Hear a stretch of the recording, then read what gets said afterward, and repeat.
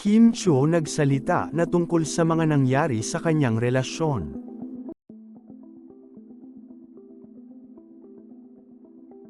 Usap-usapan ngayon sa ilang mga social media platforms ang patungkol sa naging pahayag ni Kim Chiu patungkol sa mga nagdaan niyang relasyon. Hindi man pinangalanan ni Kim Chiu na si Sian Lim ang kanyang tinutukoy, kaagad itong naiugnay ng mga netizens dahil na rin sa pag-aalangan ni Kim Chiu na sabihin ang mga bagay na naging dahilan ng kanilang hiwalayan.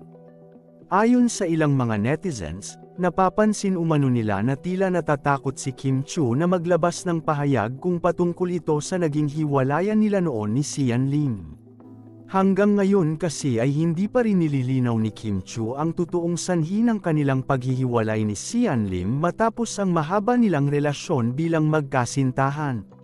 Samantala, may mga nagsasabi naman na hindi na kailangang magsalita pa si Kim Chiu patungkol sa nangyari sa kanila ni Sian Lim dahil nagtapos na rin naman ang kanilang relasyon at masaya na sila sa kanilang mga buhay ngayon.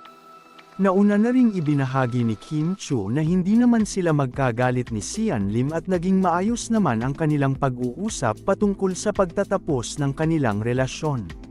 Sa kabilang banda, marami naman sa mga netizens ang nakapansin sa kamakailang pahayag ni Kim Chiu patungkol sa pakikipagrelasyon. Ayon sa naging pahayag ni Kim Chiu, kapag hindi ka na sinasagot huwag mo nang ailaban sa lahat ng bagay.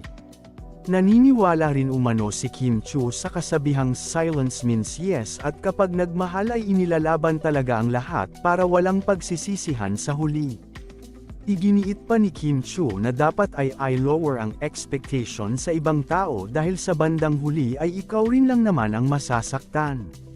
Samantala, iniuugnay naman ng ilang mga netizens ang naging pahayag na ito ni Kim Chiu sa sagot ni Sian Lim kamakailan sa Fast Talk with Boy Abunda.